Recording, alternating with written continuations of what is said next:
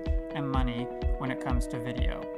They can do this by helping in the onboarding process when they're bringing on new hires, or training people on compliance, best practices, safety measures, things like that.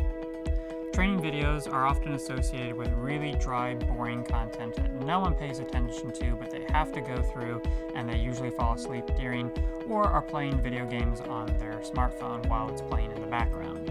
This is understandable and something I certainly have experienced myself. Training videos are only effective if you are paying attention to them and if you remember the content.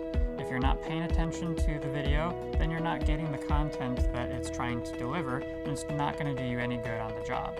If you can't remember the concepts, then when you're on the job in a scenario, you're not going to be able to apply what you were supposedly trained on. So something that I really recommend for training videos is to add humor. Why? Because we pay attention to things that are funny, and we remember things that are funny. Humor grabs our attention, it focuses us in on the content that's being delivered. That's a great time to add in a concept and train them on what to do in a certain scenario. It's also memorable. When they're out on the job and they're starting to experience a scenario they've seen a funny little skit on, then they're going to remember what they should do in that moment.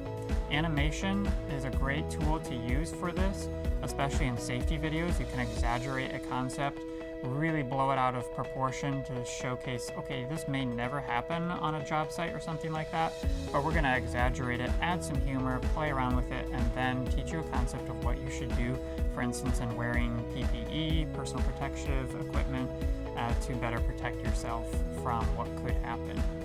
So think about how you can add humor to your training video series, whether it's onboarding a new hire and just teaching the day in and day out stuff that they're going to need to know on the job site, or safety and best practices that they're going to need to be aware of to be compliant and to protect themselves.